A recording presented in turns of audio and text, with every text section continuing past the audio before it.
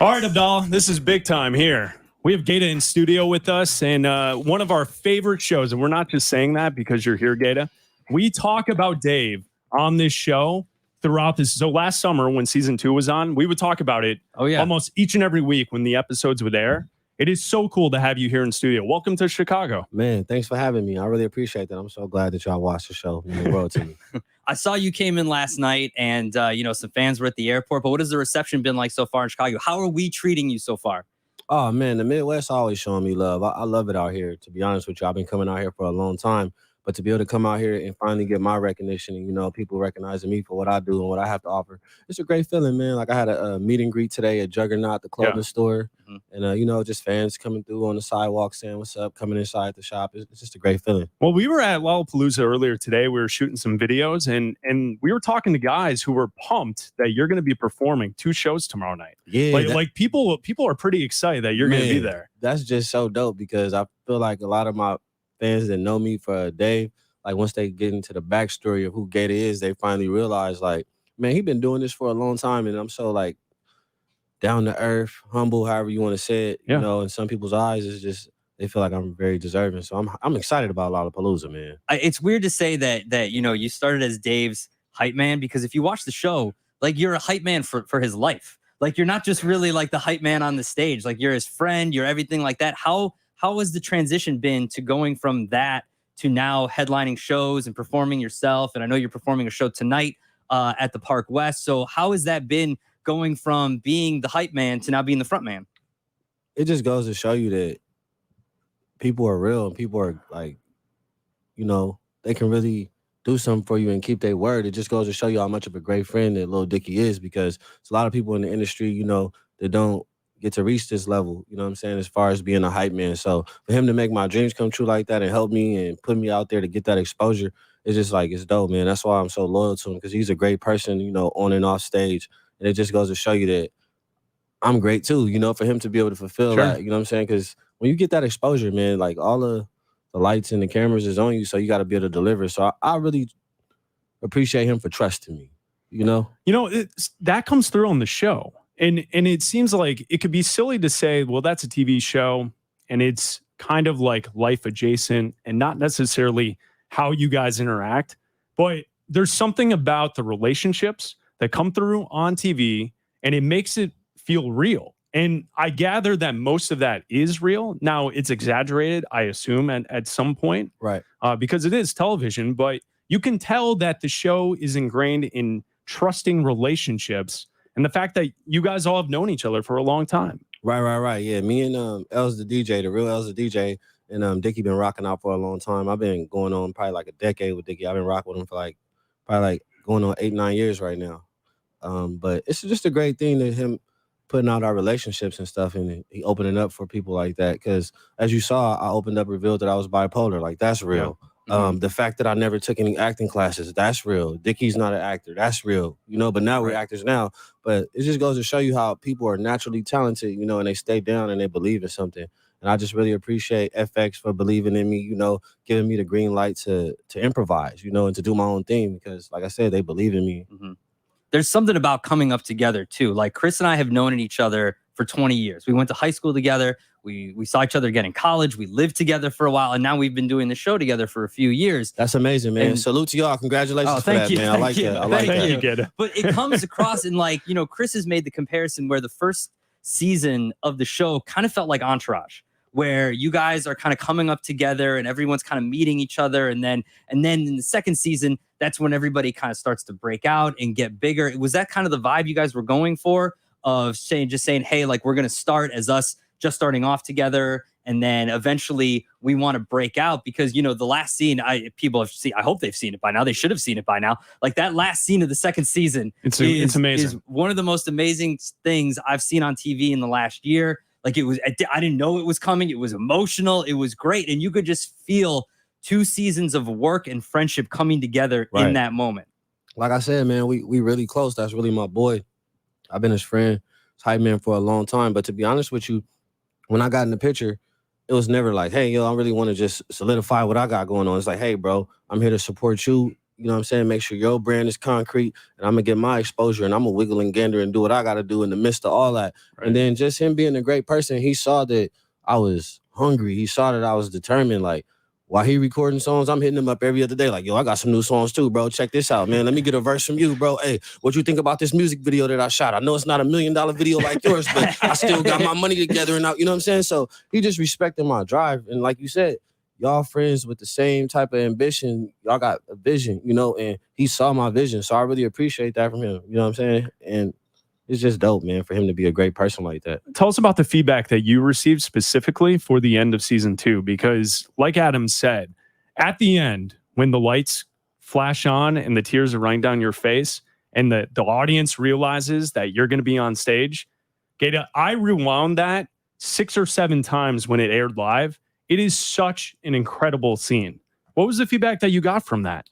Man, it was basically just people saying like, yo, you really, really deserve that moment, man. We glad we got to see you shine in that light. You know what I'm saying? Because a lot of people just get stuck in the hype man position. You get what I'm saying? And for me to just be able to be on that platform with Dickie on stage and, you know, on TV and in real life, it's just so fulfilling, man, because I've been chasing this for a long time, you know, just to make a name for myself, to make some type of mark or impact on the culture, just to be somebody, just to wake up and do something. Now it's like, okay, all of that dreaming, that hoping, that wishing, it's like it's worth it. Like it paid off, you know, and I just really appreciate everything that LD did for me to make me feel like this, to be in this position. But the feedback, it was great, man. People love the show and they love to see us having a great time because they know it's real. Our friendship, you know.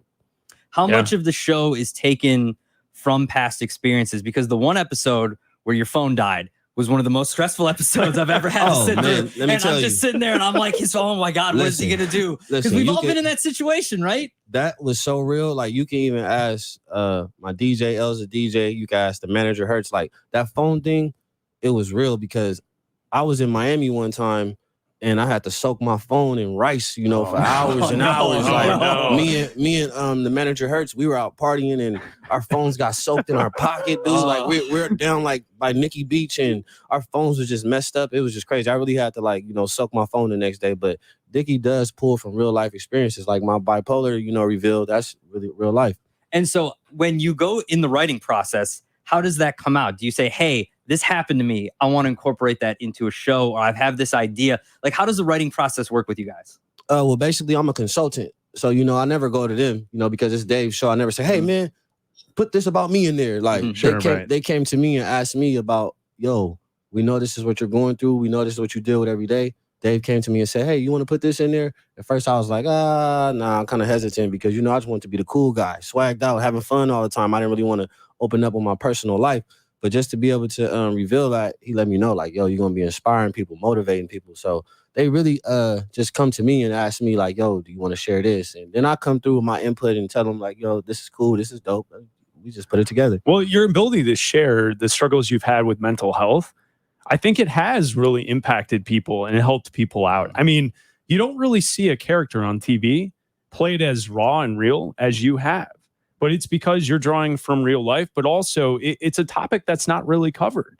Yeah, it's not, man. And I'm just so thankful to be able to say, like, yo, that show landed me in a position to be a mental health awareness advocate, not only for myself, but for the world, for the people, even for New Balance. Like, shout out New Balance. They let me run for them. I ran a 5K marathon, and it was just amazing just to be able to say, okay, yeah, GaTa's a rapper, GaTa's an actor, but he also is a mental health awareness advocate. So for me to be able to shine light on that on a daily basis and hold my head up proud and be like, yeah, man, I'm going through this, and so are you. You know, it's just a great feeling because I like the fact that people respect me for my story and not just the glory. You know what I'm saying? Yeah. And so in the world of taking care of your mental health, do you ever have a day where you're like, I just don't want to do this right now? You ever have those days? Because I feel like we all struggle with, there are things that we should appreciate, we enjoy, it's our job, it's a great job. And then we say to ourselves, man, I just don't want to do this today. Is that something you ever deal with? It's never to me, I'm gonna just be honest and speak for myself. Yeah. It's never a moment where I just be like, man, I don't want to do this no more. But I really have down days where it's just like, okay, let me just take some time for myself and, you know, go on a hike, you know what I'm saying? My manager and my life coach, we might go to Joshua Tree just to clear our mind, you know? But that's because we want to have space and time to reflect on what we've been through and what we're doing and how we can get better. But me, I'm gonna be honest with you, I'm grinding every day, like mental health disorder and all. Like, you get what I'm saying? I don't never want to say like, yo, I don't want to do this no more. I'm gonna give up because I came too far, you know. Like, I accomplished a lot of great things at a young age, and I'm doing a lot of great things now. And to be honest, I got to stay true to my brand. My brand is GED, grinding every day, getting every dollar, getting educated daily. Sure. So every time I get down, I just remind myself, like, yo, you got a checklist. You want to do this, you want to do that, you want to act, you want to come out with your cartoon, you want to, you know what I'm saying? So I never had those moments where it's like, I feel like quitting. But I do have those moments where I chill and I relax and I don't chase it as hard, because that's the luxury of being able to say that you work so hard and you become successful. You can't just go to Joshua Tree or go to the Bahamas or go, you know what I'm saying? Right. It's a part of being famous and being successful. It's being that. It's inspirational to push through, right? I earned the time off. Yeah, right. You know what I'm saying? Absolutely. Exactly. I feel like there's also, we're ESPN Radio. We deal with a lot of sports, and also in the music industry, there's kind of a stigma about dealing with your mental health, right? Right. And how do you change that perception? How do you change people's minds? And so it's okay for people to say, hey guys, I need to take a moment for me. I need to do that. Because I feel like, with athletes, they're all supposed to be tough and hard and all this kind of stuff. And in the music community, a lot of people are supposed to be like tough and hard and in any kind of music, in any kind of genre, right? Right. And so how do you change that stigma? I know you've done a great job on the show of trying to do that, but how can more people do that? Be honest with you, talking to people, sharing your story, letting people know when you're having your low moments. You know what I'm saying?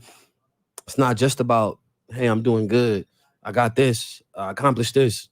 You gotta let people know, like, yo, man, I need a break, or just talk about whatever struggles you're going through. That's how you change the stigma, is just by opening up more. Like, a lot of people like to try to deal with their problems themselves, because like you said, masculinity, people like to shell up, be hard, and keep everything inside. And me, I just knowing that sharing is caring. So when you share your story, you might be inspiring somebody. You might be able to touch the spot in somebody that they didn't realize. They might see things from a different perspective when you're just talking more. So everybody out there that's listening to this, never be afraid to just speak up and tell people, like, yo, I'm having one of these moments, no matter whether it's bad, whether it's good.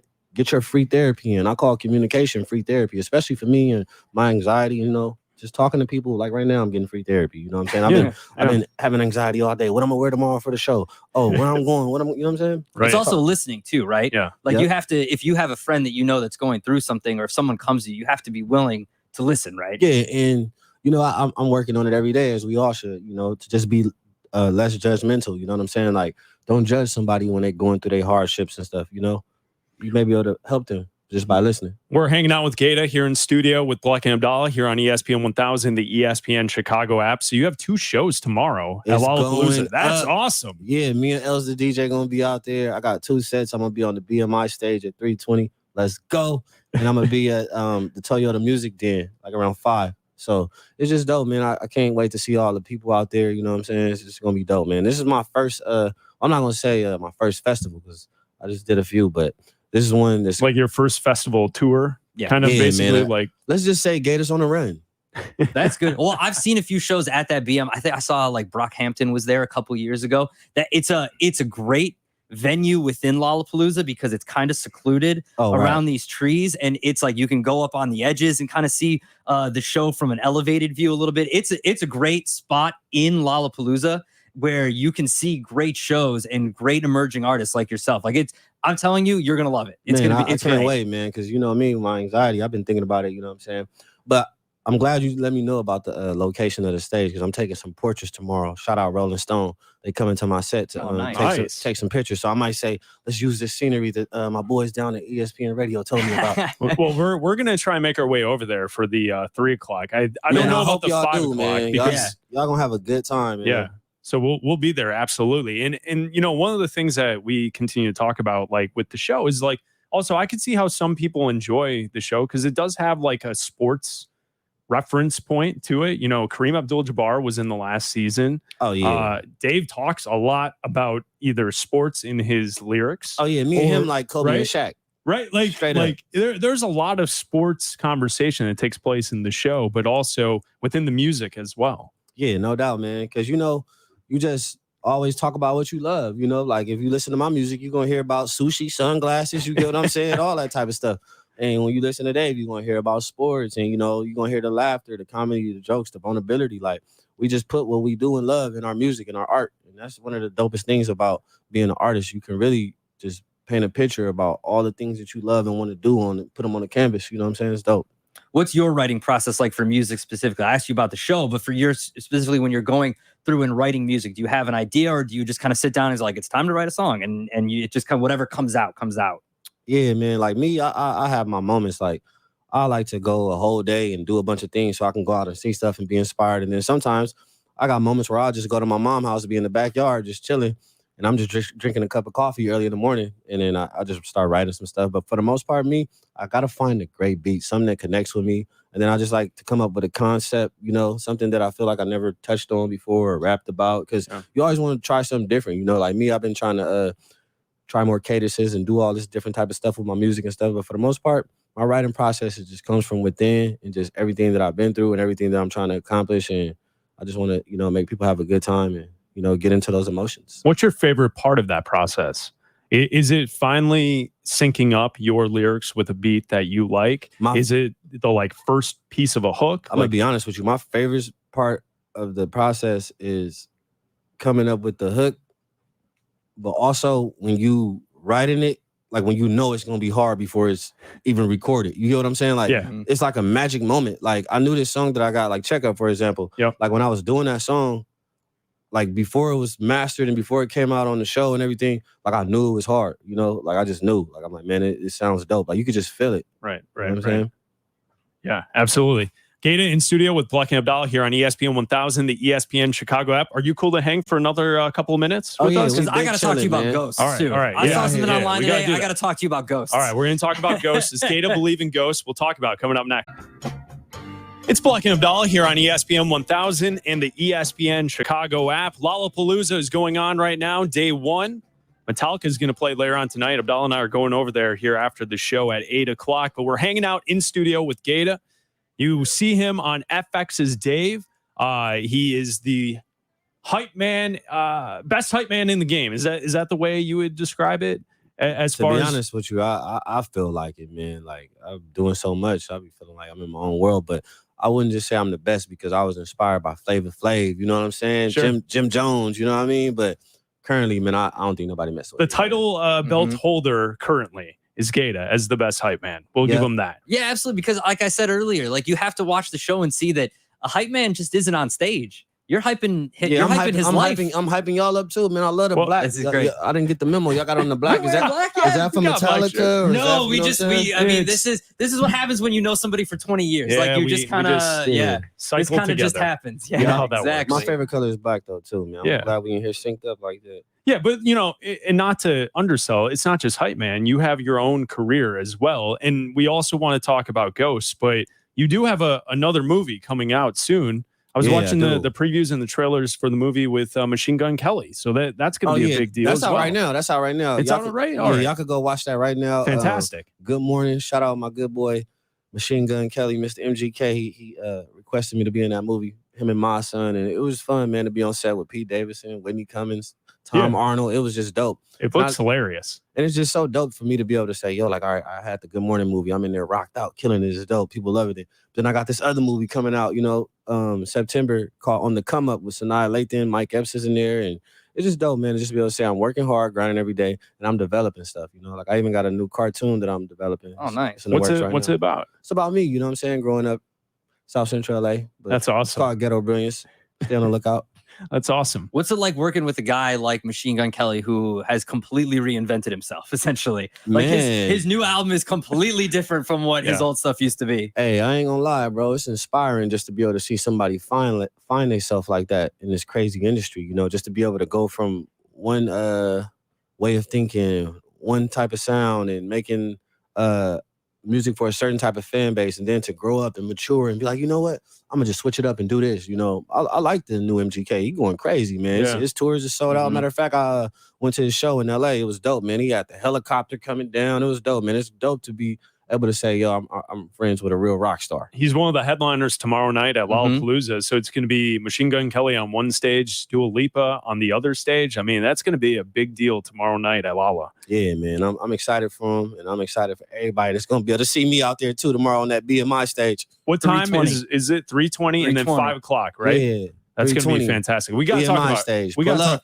we got to talk about Ghost. Yeah, so you were on Conjuring Kesha, which is like, first of all, I was like, Kesha's a ghost hunter now? Like, this is crazy. Yeah, it's awesome. Also, Yeah. people reinventing themselves. And then you go into a haunted house and like you're expected to be afraid of stuff. Like, this is a legit haunted house, right? Yeah, it was dope, man.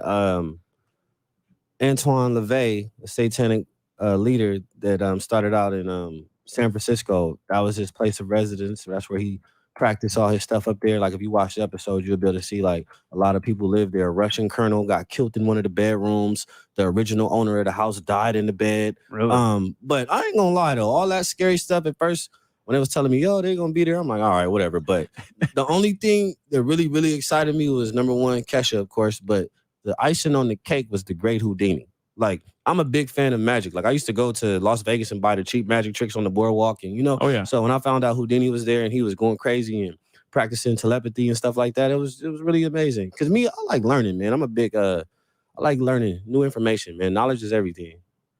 So okay, so you're there.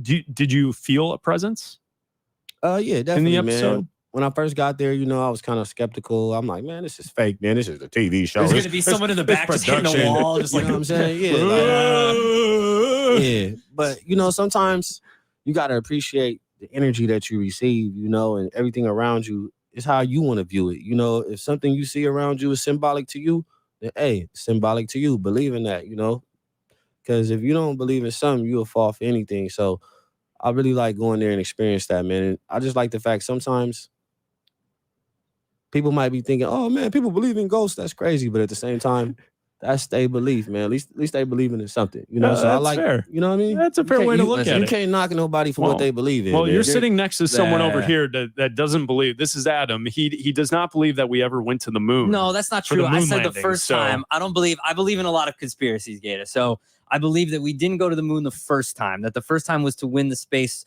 race or the moon race against the Russians. And it was filmed on a soundstage. And like back then, people didn't know what they were watching on TV, right? Right. Hey, speaking of Russia and Russians, free Brittany Griner, man. You Yeah, get what we're I'm with saying? you. Hey, free Brittany Griner. I hope she come home soon. Huge fan. Hey, she's a terrific person. I can't wait for her to get back home with her family. And yeah. We had the Yeah. news today that they're working on an exchange. Yeah, I heard about that, man. And whatever we got to do to get Brittany back, let's go. Absolutely. So are there any other conspiracy theories that you believe in that people might be like, come on, that's not real? Let's see. Like, I think there's one that's the moon landing is the one, Stevie Wonder not being blind. You all the think way. that? You Well, I mean, think he that. caught a mic stand.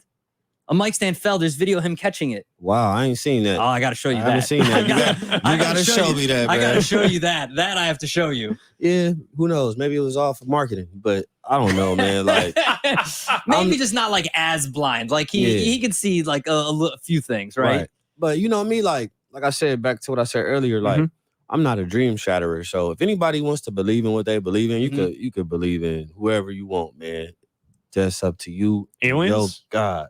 Aliens? What's out there I in don't believe space? I don't believe in aliens, but you got people that do. You know what I'm saying? And I'm not gonna be able to say, hey, Oh yeah. it's not real. Like, I'm not that type of guy, I just feel like you can really twist yourself up trying to think of like the beyond. Like if you try and really comprehend like what space is about and not like how small this planet is, like I feel like I get like twisted up thinking about that. Yeah, I believe outer space is real because I be seeing them astronauts coming back looking like noodles, man. As soon as they land, they can't even stand up or nothing. So I definitely believe in space. I believe in Mars and all that because we got footage and stuff like that. Yeah. And one of my favorite sayings though is like, seeing is believing. Like if you could show me, hey, there ain't nothing else to talk about. Mm-hmm. You know Well, what I'm saying? they put out that picture of that distant, of all the galaxies and everything Mhm. like that, and it just looks like someone took a picture of marble, though. Like they put all these pictures together to little make all these speckles. stars, Little and it's like speckles. all these different galaxies put together, and it looks like this. But like I said though, you gotta believe in something. Oh, you yeah. know what I'm saying? It's some people that believe in negativity. They wake up every day on BS, you know. So I appreciate the people that believe in the stars and the galaxy and, you know, stuff like that. And like, I respect people like Elon Musk. I heard he was sending people up to space. You know what I'm saying? Oh yeah. Yeah. And they're, you know, we have billionaires and it's like that's their pet project is trying to get close to space or in space because they're all flying up in their own private space shuttles that are going like up near space and then coming back down. It's crazy. It's almost I've seen as a lot of those rockets fail that he sent up there, you know? Yeah. But it's trial and error. Okay. Yeah. You know what it reminds me of? It's like you know, a James Bond movie where you have these billionaire guys who are like, they're the villains in the Bond movies, but like that's the type of stuff that those guys are doing. They've got lasers, they got rocket ships. It's a different type of money, man. Different type of belief system. Yeah, like if I had a few $1 billion, I'd be like, you know what, I could go up there. Yeah, why not? Let's go see. Let's drive by. Let's see what it's like. Like I'm just trying to get to the show tonight, let alone trying to get to space, right? Yeah, it's just all about who you surround yourself with and what type of information you receive, you know, and however you want to utilize it. So you've got the movie coming out soon. You've got a movie out now. You've got another one coming out soon, a cartoon. I mean, what else can you do? What's next for GaTa? Man, just still grinding every day, you know, and one of the best things I want to do is just keep inspiring people, you know, to really just be themselves and to just go after what they believe in. But what's next for me is just more movies, more TV. I got music coming, more shows, and just that's it, man. Just doing what I'm doing. Have you ever been on set right before you go to act and you think to yourself, wow, look at where we're at? Kind of like the scene at the end of season 2 of Dave, like where you have a moment alone to yourself. Do you ever have that moment where you're like, I had that moment last night at the airport when the fans walked up to me with the pictures, you know, even though I've been to Chicago a million times and, you know, came out here. It's just like every time something happens to me where I feel like somebody appreciate me for being myself, I'd be like, damn, look at where I'm at. Because 8 years ago, I was in the county building with an EBT card in my pocket, you know, walking up and down Western, you know, going to buy cigarettes 2 for $1. So every day I'd be like, damn, look at where I'm at. Like tomorrow, Lollapalooza, BMI stage. I'm gonna be out there. Damn, look at where I'm at. You get what I'm saying? So yeah, right. I'm always having them moments, man, for real. Like, seriously. And what I do love about you is, you know, we've been going back and forth a little bit on social media promoting this, that you are coming in here and you're liking and you're promoting and you're tweeting and you're on Instagram and everything like that. Oh, yeah, I'm active, man. I'm trying to keep this steak sizzling. Because I feel like fans love that, right? Like fans love when people that they admire and people that they watch on TV, people that they listen to are interacting with them. And even a small like of a tweet or a retweet or something like that, it goes such a long way for your fans. Oh, yeah, for sure, man. Like, I always wanted to just be one of those people that always showed people like, yo, you can do it too. Just because I'm in this position don't mean I can't rock with you or communicate with you or show you love, you know?